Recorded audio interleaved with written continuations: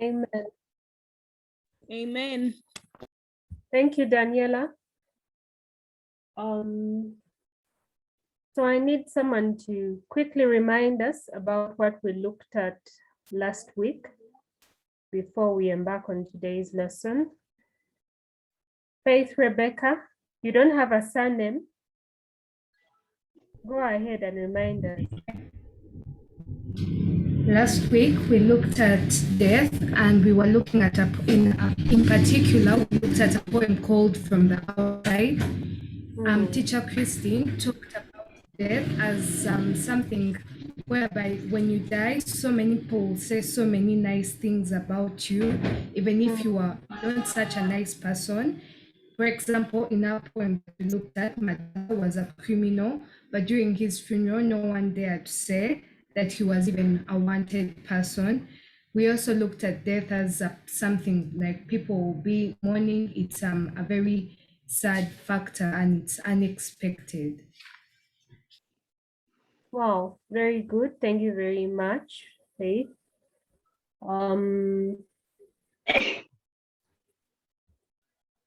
Okay, so I guess that has reminded all of us about what we looked at. So we are continuing with poetry, and today we are moving on to a different theme. Can someone remember how many themes the poetry book has? 7. Yes, Jovia. Please don't answer if you haven't been chosen, okay? Can we be organized? Jovia, Kajim. 17. I remember them saying 17. Jovia. The book has 17. Thank you very much. So the book has 7 themes. So far, how many have we done? 2. Yes, Paula? We have done. Which book are you talking about? The Growing Up with Poetry book. Okay. Where do you think I can get it? You can get it from any bookshop. Okay, miss. Thank you. Can you download one? You have one. Okay. Tronila, how many themes have we done so far? I have done 3. Okay, very good. So I hope in your books you're keeping tabs. There's a reason why we are going theme by theme. So today we are moving on to a different theme. Please lower your hands. And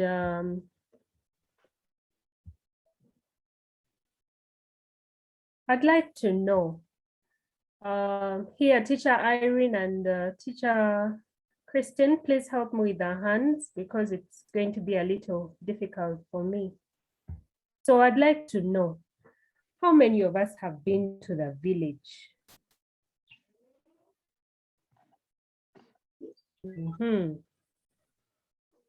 Okay, very many hands are raising. Okay, that is a good thing. So many of us, or some of us, have been to our villages. When you went to the village, what kind of life did you have? What kind of life did you have? Someone to tell us. Boring. Teacher Christine, Teacher Percy, please, the hands.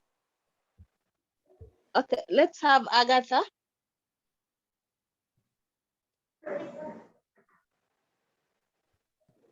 Village Agatha. life.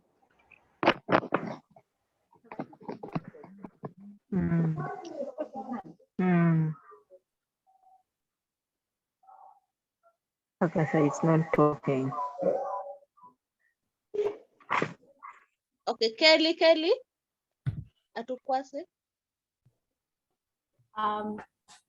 It was not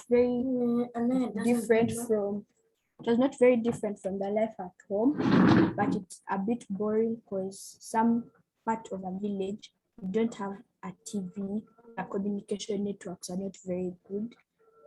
And the food you eat is different. Okay, thank you very much. One more person. Let's have Alea Mercy. When I think about village life, it's fun because there's enough land to play and there are very many fruits that you can eat. Okay, thank you very much. She has talked about lots of land to play from and the fruits. There are lots of fruits that people can eat. So I'll still get two more people to tell us what comes to your mind when you think about the village. What comes to your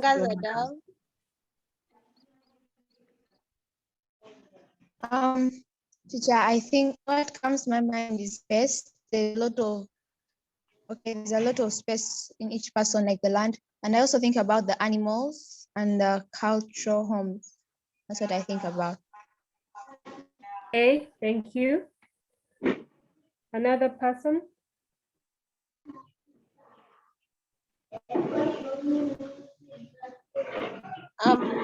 Let's have Daniela Akelo.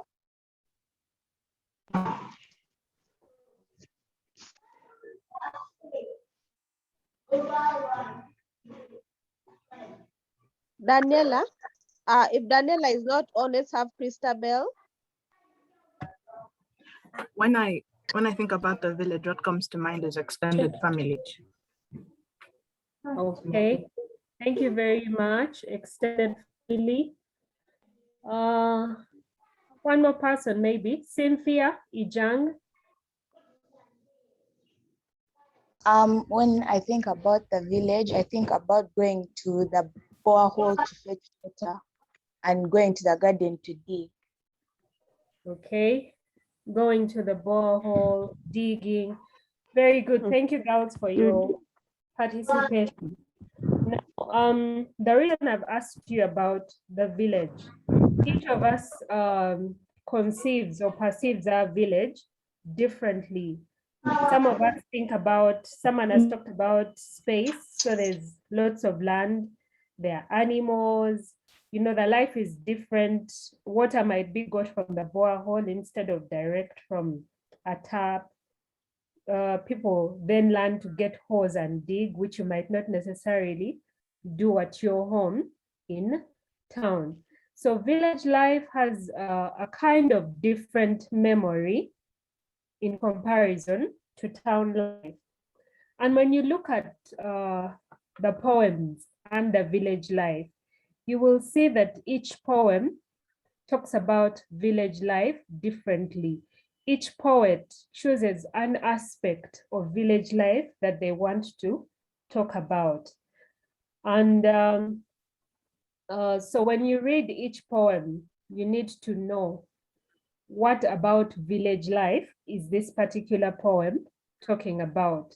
So when you look at the various poems in the theme of village life, you realize that each of them speaks about the village differently. When you look at the images that we have put here, sorry. When you look at the images that we have put, you can see that for us, your teachers, probably village life could be talking about beauty in scenery where you have wildlife, you know, animals. Or it could even be talking about, someone has talked about an extended home, family rather. So here we have like you have different families in one compound. Usually African villages are like that. So when you look at the poems and the village life in the book, Growing Up with Poetry, you will see that each poem speaks about village life differently. For today, we're going to look at the poor man. And I'd like us to think about the word poor man. When someone says poor man, what comes to your mind?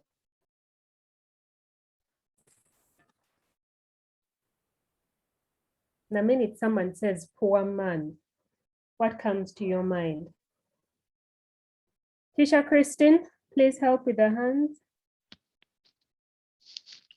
Teacher Teddy, Yes, please. I could help because I think Teacher Christine has gone off. No problem. Can you? I instantly think of a person having no money. Okay, thank you. No money. Someone else? Akelo? I think the person is struggling financially. Okay, thank you. Wale Amasi? I think the person doesn't have like a lot of things in his house or something. Okay. Kamahoro? Carissa? But teacher, when I think about a poor person, I think about the absence of abundance. Okay, thank you. One last hand. Ndagire? Yes, teacher. When I think of a poor person, I think that they're not they're not dressed well, they don't feed properly. So yeah, that's what I think of when I think of a poor person. Okay, thank you very much. Yes, teacher, I also had a question. Yes, please. Yes, there was a poem that they sent in the literature classroom about what is death like. So are we doing that one or a different one? That poem has been deleted. It wasn't for your class. It was sent in error. So today we are looking at the poor man. Okay. Okay. So what is death like? It's another poem under death and the ancestors, which is a theme that we did last week. This week we are looking at village life. Okay. Okay. So thank you, people. I have seen what you perceive of a poor man, and in the images that we see someone with about 3 or 4 coins here, and their wallet is empty. Probably what some of you go through maybe a few days before VD. Then here we see a man with nothing in his pockets. Let's look at this picture. There's a man dressed in a red sweater, I think. How can we quickly describe this man?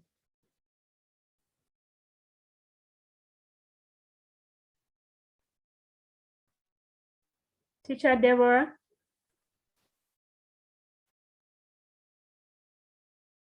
They've kind of lost you. How can we? How can we describe this man in a red sweater? Okay, Cynthia, John.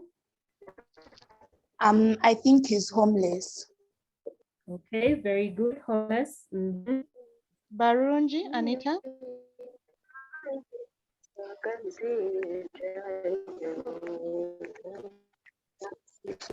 Barunji, Anita. Dab, Kangajo.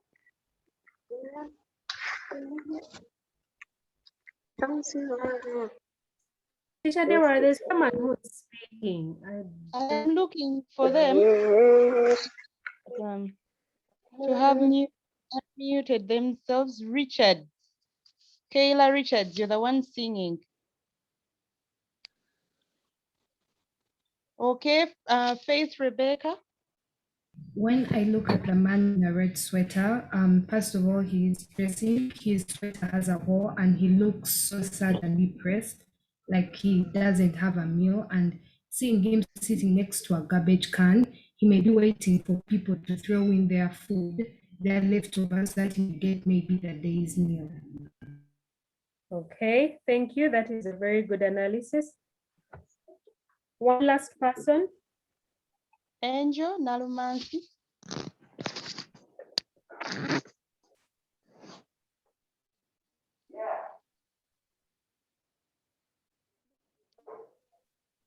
Angel, you've disappeared. Destiny Atukunda.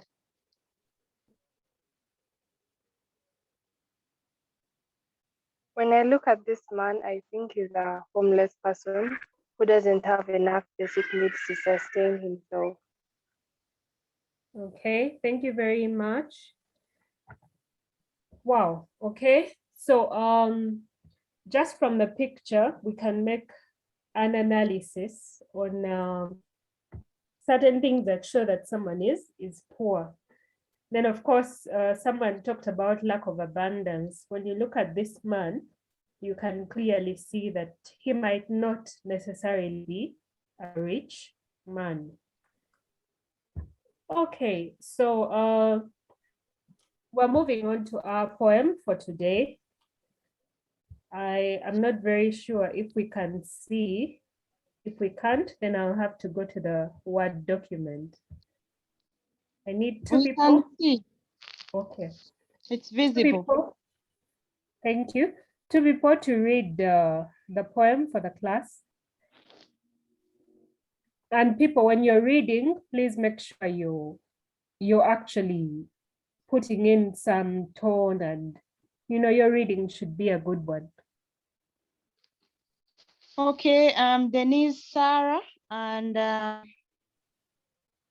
Atkwase. Kelly will read.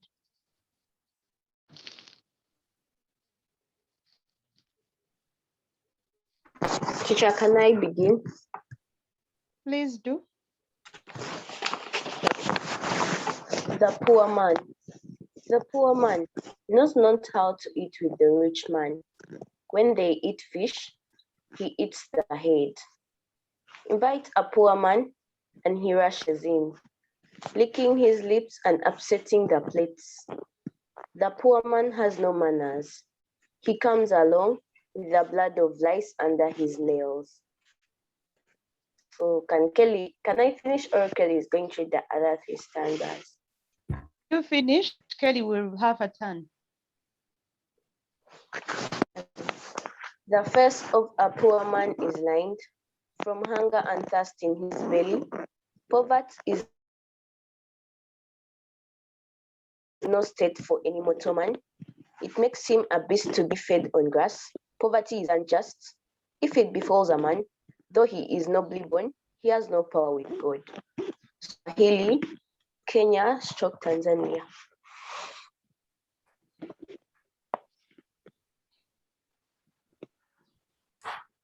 The poor man. The poor man knows not how to eat with the rich man. When they eat fish, he eats the head. Invite a poor man and he rushes in, licking his lips and upsetting the plates. The poor man has no manners. He comes along with blood of lice under his nails. The face of a poor man is lined from hunger and thirst in his belly. Poverty is no state for any mortal man. It makes him a beast to feed on grass. Poverty is unjust.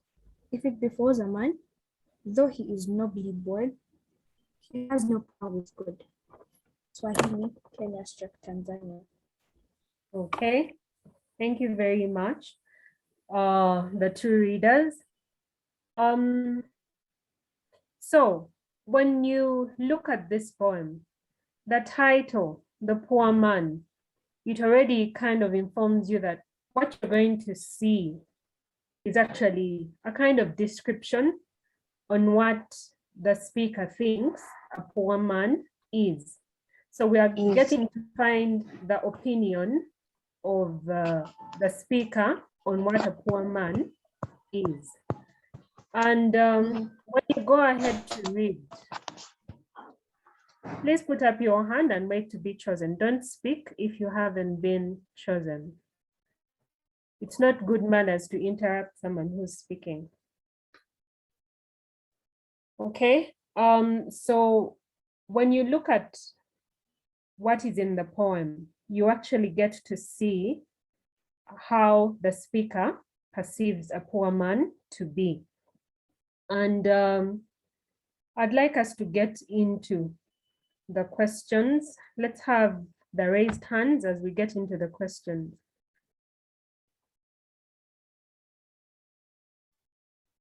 Jovia Kajim, are you asking something?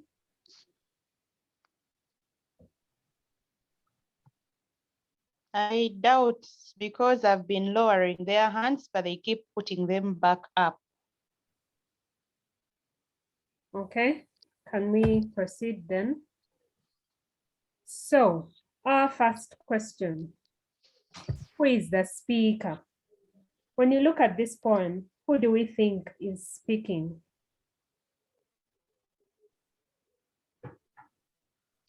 Faith, Rebecca?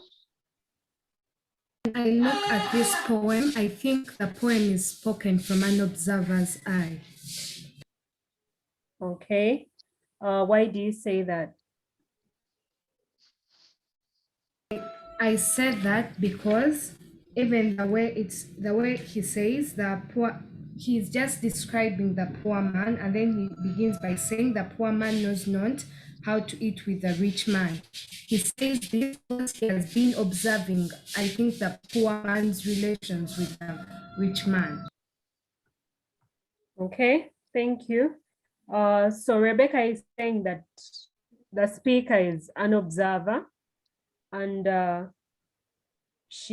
evidence is that this observer describes what he sees. So he's been watching this poor man and his relations with the rich man, and that is what he's been able to see. Okay, can we get another answer? Please make sure you're writing something down. Tukasaba, Ebenezer? The speaker of the poem is a person familiar with poor men because he knows how poor men behave. Person familiar with poor men, that might not be a very good answer. It would be better for you to say maybe someone who has interacted with poor people or interacted with a poor man, and then this person is able to tell us how the poor man behaves. Okay, so please change that answer. Karen, Nimanya. Excuse me, teacher, I believe that the person who wrote this poem was a poor man or has ever been a poor man, because I think that they should have known, only a poor man can know how it feels, or just he knows. And a rich man cannot observe a poor man and how he behaves. I think a poor man knows. What is there in the poem to show you that this speaker knows what he's talking about? Remember, every answer you give must have very good evidence from the poem.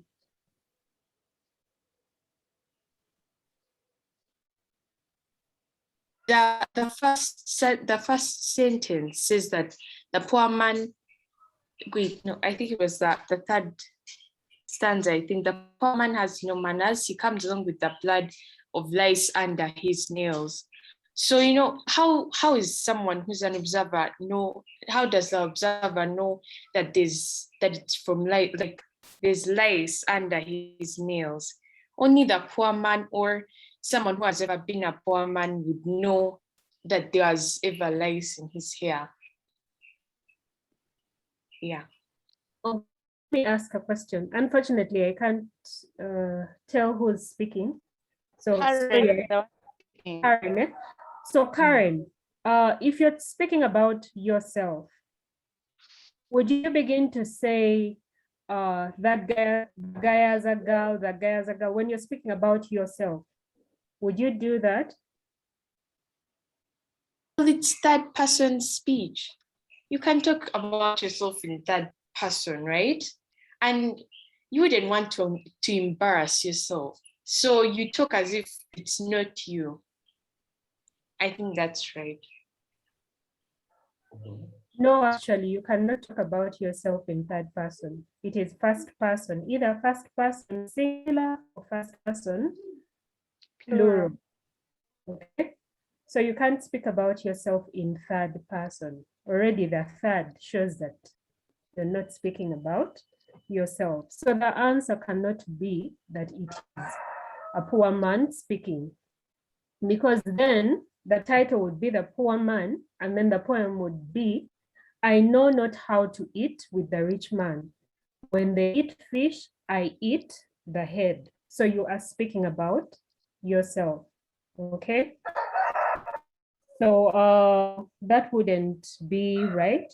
Please change your mind to what we are looking at. So probably this is someone who is observing the poor man. Teacher Deborah, should we take another hand or we move on? Let's take one more. Divine Blessing. I think the speaker of the poem is a rich man because of the way he condemns the poor man.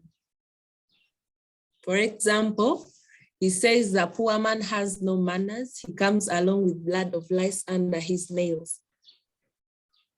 Okay, so the condemnation can actually show that maybe it is a rich man who is speaking, and he has been watching this poor man and probably finds him a bit disgusting and all that is written in the poem. He feels sorry for him at some point. Okay, so we have 3 possible answers that people have given here. It could be an observer, it who has interacted with the poor man, which is almost the same as an observer.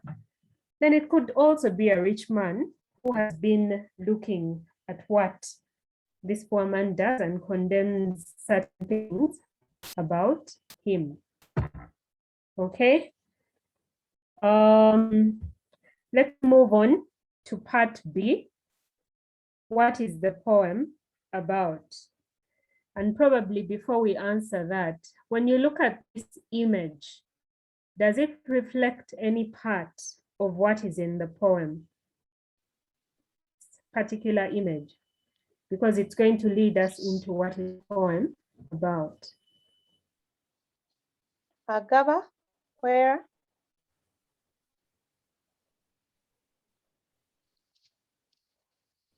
Agava, are you answering the question?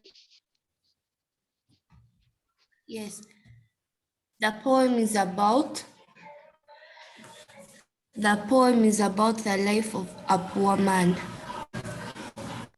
The life of a poor man. Can you add flesh to your answer? What is wrong with the life of a poor man, or right with it?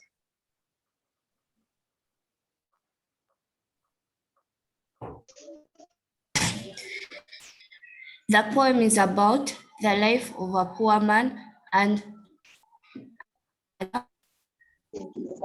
the suffering it brings upon him. Okay, so if you are working out of 5 marks, you would probably get 1.5, because your answer, like we've been saying, when you're answering what the poem is about, you have to give a solid answer with evidence from the poem. Much as this poem is short, it has about 6 stanzas or so. So you need to be able to give a comprehensive answer. Can we get someone else to add on to what she said? Glenna Amoding. I think the poem is about how poverty affects man's life, because we see how poverty makes the poor man to lick his lips and upset the plate, because he comes in hungry, and he has no manners because he really isn't used to the setting of fine dining and all. That's what I think. Okay, thank you. You've made the answer better. One more person. Denise Sarah. hear me?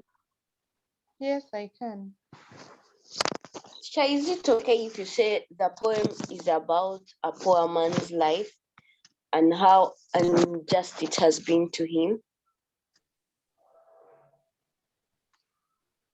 What shows that the life has been unjust? You have to point out some of those things. And how unjust is that life? How it has been unjust to him, like it makes him a beast to feed on grass. Can you put that in your own words?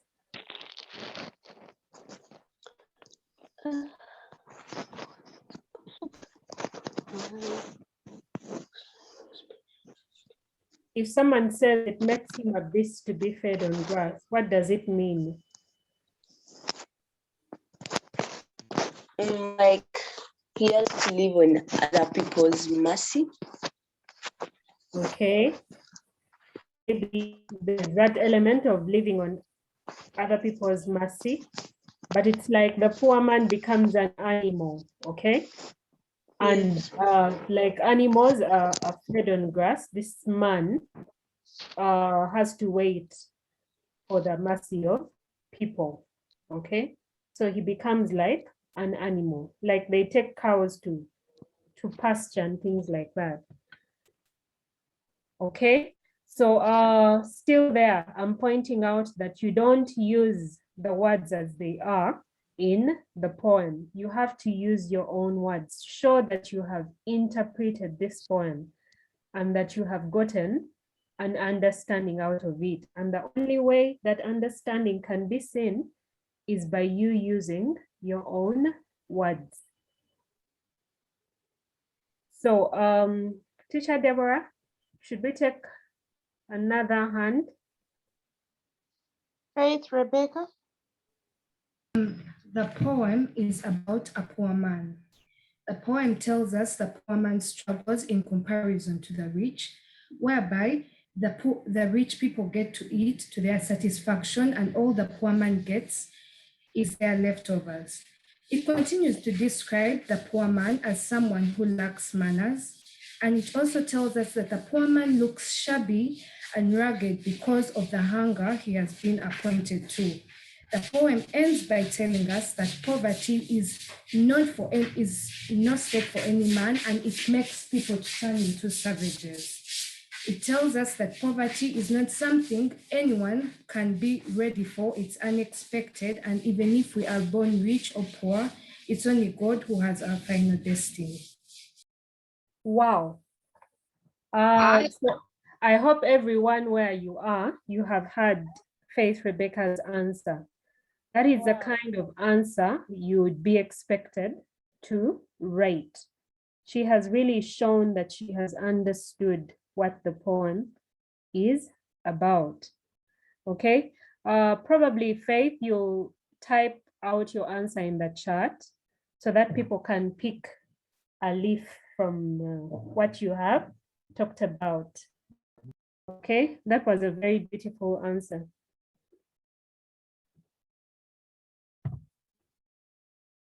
Okay, and in her answer, you see that she has kind of summarized each of the stanzas. She has been able to talk about comparison between the rich and the poor, the fact that this man, the poor man, lacks manners, how he looks shabby, you know, how poverty is like a curse that should not be faced by anyone. Okay, that is a very beautiful answer. And it takes us to part C. Describe the poor man seen in the poem. Give evidence. Okay. So we are now going to describe the poor man. And as usual, when you're describing something, especially people, you can talk about the physical appearance, but you can also talk about their character. You would still be describing. We're looking at two things here: the appearance of the poor man and then the character that is brought out in the poem. Teacher Debbie? Akampurira, Shonela. Teacher, the poor man is a very hungry man. This is shown as in the first stanza where a poor man knows not how to eat with the rich, because for them, when they eat fish, for him, he eats the head. And also, he is very poor to the extent that he's forced to eat like a beast, feed on grass, because grass is not meant to be eaten by a man, it's made by animals, and he can't afford what to eat, so he ends up eating grass. Okay, thank you. So 2 descriptions there, hungry and poor. Can we have someone else? Ahumuza Jolly. Teacher, can you say the poor man seen in the poem is badly mannered because he comes along with the blood of lice under his nails without considering the feelings of those he's associating with? Okay, maybe we'll talk about ill-mannered, the fact that he doesn't clean himself up before he comes to mix with other people. Okay. Someone else? Scepter, Serena. Teacher, I think the poor man is very dirty to the extent that he has the blood of lice under his nails. Okay, thank you. Dirty. Okay. I can see that people are doing the right thing. You give the description, the adjective in this case, and then you go ahead to give evidence. That is exactly what you're supposed to do with such a question. Okay. Deborah, 2 more hands, and then we move on to the next. People, please make sure you're writing something down. Agaba and Carissa. Agaba coming first. The poor man is dirty because he comes along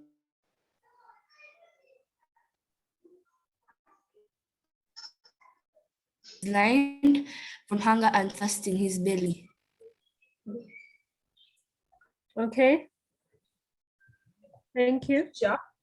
The poor man is starved, and this is shown in the lining from hunger in his face and thirst in his belly. Okay, thank you. Starved. That is a good one. Okay, if there are any answers that haven't been looked at, please feel free to type them in the chat so that your friends can share what you have. Thank you very much for your participation. Please remember that for such a question, when you're describing, what's important is your description, which could be in an adjective that you use, and then the evidence from the poem. So we move on to part D. What are your feelings towards the poor man? If we go... Teddy? Yes, please, Chris. Maybe the host could just open the chat room because the students are not able to type in the chat room. Okay. Maybe Mr. Pato can just open. Yes, but please, students, please type only what is related to the literature lesson. Okay. So we're moving on to part D. What are your feelings towards the poor man? Okay, Joanna Kisache.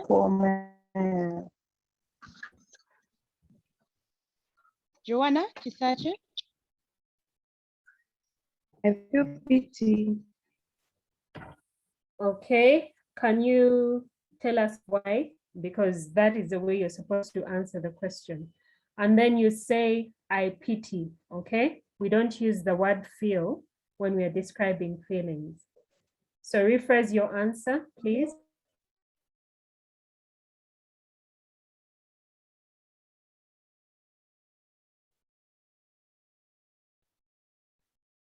Teacher Deborah, can you on someone else? Natabona, Lindsay. Teacher, I feel sorry for him because he starves due to lack of food. Girls, can we agree at this point? Because I have just commented on it. When we are describing feelings, do not use the word feel, okay? The minute you use it, your answer is wrong.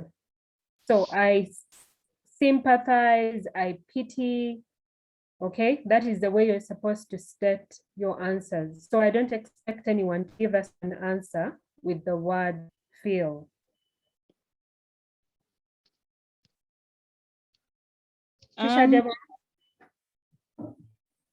Destiny at Funda. I pity this man because of the way he's always hungry and thirsty in his belly due to lack of food, and no one in this world deserves to be poor. Okay, thank you very much. At Simira Praise. I sympathize with the poor man because he has to toil and nail to get the leftovers of the rich man's food. Okay, thank you. Patronella. I pity the poor man because his poverty has struck him, and then he can't eat with the rich man because he doesn't have money, and he has to stay. Yes. Okay, thank you. People who have answers to do with pity and sympathy, please lower your hands. Can we get different feelings that haven't been mentioned? Angel Karabo. I am disgusted by the poor man because he comes along with the blood of lice under his nails, not bothering to clean himself up. Okay, disgust, thank you. Joy Treasure.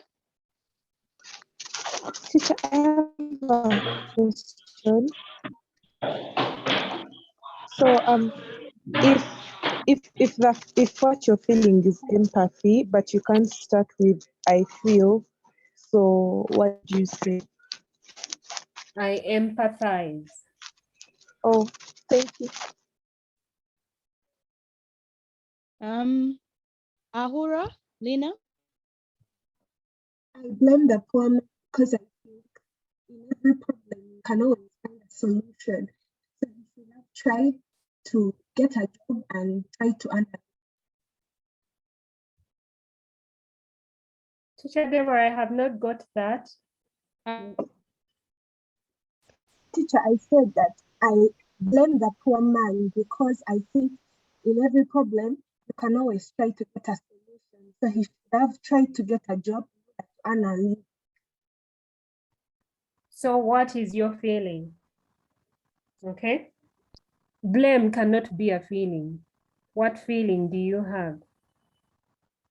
What emotion do you have? Because in your opinion, you blame him. Sorry? Can I answer the question?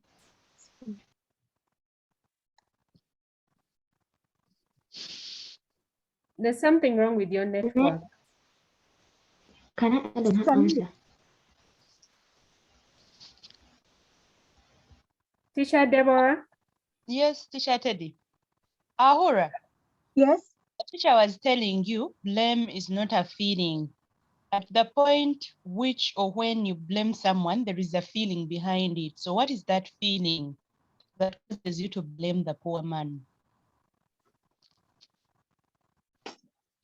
So all I feel is I underestimate something like that, but I'm not sure how I can put it into a feeling. It could be contempt. Okay, so there should be a feeling that leads you to blame the man. Underestimate is neither a feeling nor the blame.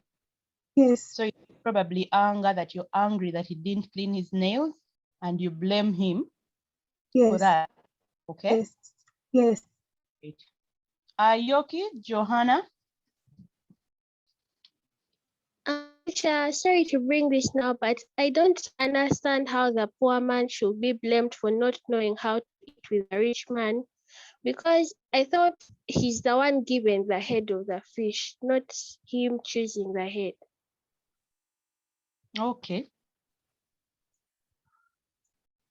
But we are not even talking about the blame, but everyone is entitled to their feelings, okay? So if this person is disgusted by the way this person feeds, whether they are eating the head or the tail, for them they are disgusted, okay? So as long as you have your feeling and you can explain it well, that the marks come from, okay? Teacher Teddy, should I take more hands on this or should we proceed? I think we should proceed. Okay. So Teacher Deborah has summarized what you're supposed to do when you're answering questions on feelings. You state your feeling and give evidence, but please remember not to use the word feel. So we have 2 more questions left. Part E, under which theme in this poem, under which theme is this poem? I guess we already know the answer to that because it's what we began with. So I want someone to give us reasons why they think that the poem is under the theme, that particular theme. Shonila?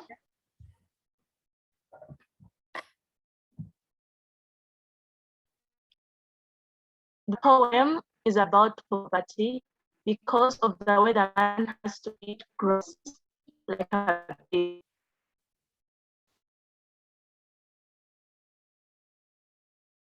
The poem is about poverty? The poem is about poverty because of the way the poor man has to feed on grass like a beast.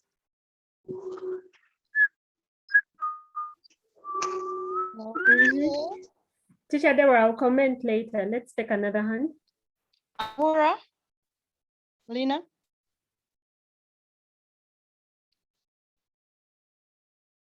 Not teacher. I didn't mean to raise a hand. Sorry. Okay, Faith, Rebecca? I think the poem goes under the theme of village life because unlike here where we live in cities, some people in villages do not know where their day's meal comes from, like the poor man who has to wait for leftovers. And well, us in the city, whereas we have food in abundance and everything in abundance, people in the village have very few things. They do not, sometimes they sleep on hungry stomachs or sometimes they eat from dumpsters. Okay, thank you very much, Rebecca. So we began from the theme. We talked about village life. And as we talked about it, we could see that everyone has a different conception of what village life is. Now, when you look at this particular poem, like Rebecca has said, it is in the theme of village life. And the first person who answered talked about poverty. It talks about the poverty in the villages. Usually when people think about village, poverty is one of the things that are associated with the village. That is why many of you probably stay in the town setting. So when you look at this poem, it actually brings out that poverty-like situation that we find in villages where people don't know where their next meal is coming from. Maybe where people's hygiene sometimes is not that good. So that kind of thing is what we would expect in your answer.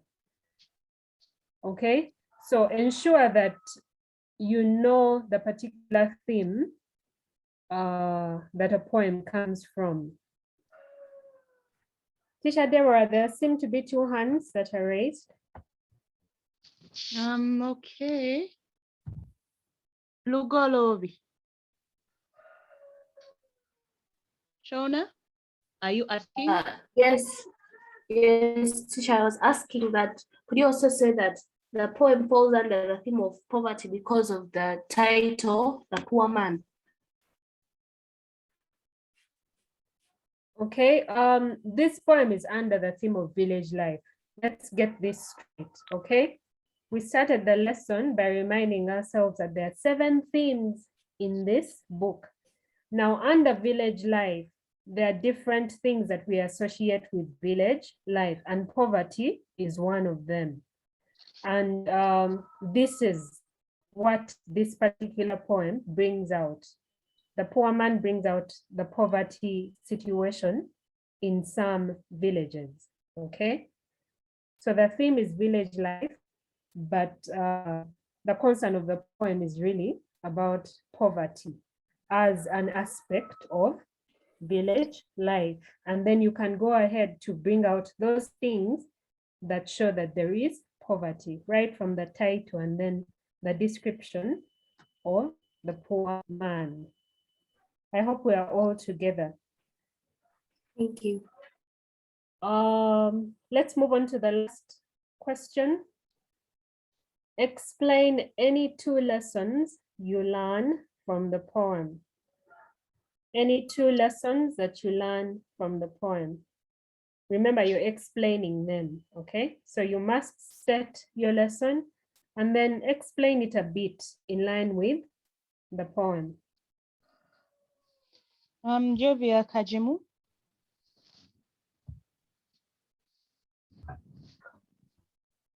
A beggar can never be a chooser. This is in the poem when the poor man is given the head, while the rich man is given the feet. Okay, thank you very much. Kampurida. I learned to be more hardworking because poverty can befall you and you end up living badly and you have to wait for someone to eat them. Teacher Deborah, do you want to comment on that? Shonila? Yes. When you say you learn to be hardworking, you cannot learn a trait, okay? You're rather better off saying, I learned that hard work pays. Poor man could probably work harder, he'll survive, but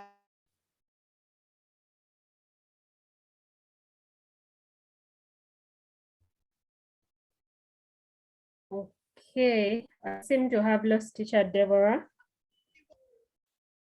Miss, I think my network is breaking, but I was saying that we set lessons in such a way that there is something you learn to do or to get that you learn from something.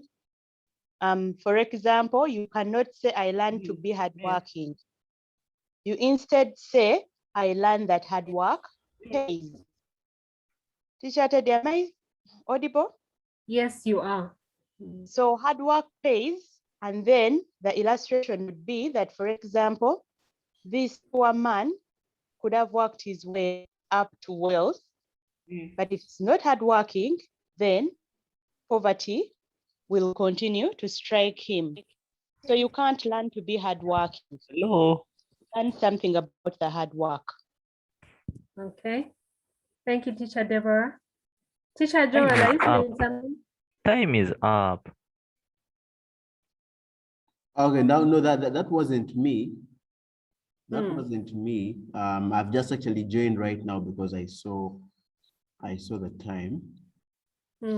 Yes, but I think we can wrap up. I know we started at 5 minutes past, so we could use about some 3 minutes to see how we wrap up. Okay. And well, probably let me not comment on that. Faith Rebecca, that was hooliganism. Yeah, which is not, I don't know what lesson you're teaching our children, but okay. That person is an intruder, and I have a feeling they have even left. But we shall get him and remove him.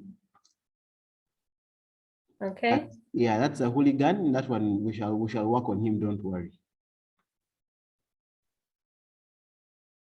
Teacher, I think let's take Faith Rebecca and Rina Natkonda and wind up. Okay. So 2 more lessons, please. Go ahead. I can give my answer. Yes. I learned to always help a neighbor in need, because the rich people ignored this poor man by just giving him leftovers instead of giving him a proper meal. So I always learn to help those who are in need because I am in privilege. Okay, thank you. Help those in need. And then our last one. Rina? They have said my answer. Bole?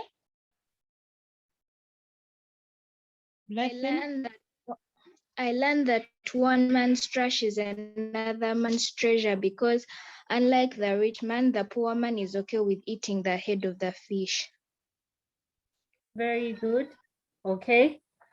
That is a good lesson, and it is a life lesson actually.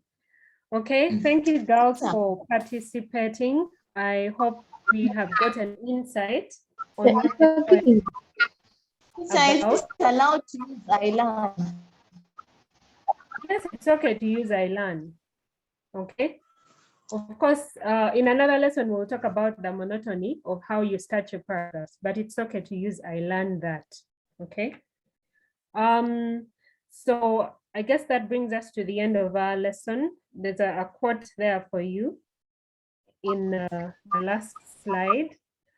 Please remember to wear your masks and stay home, and have a good day. God bless you.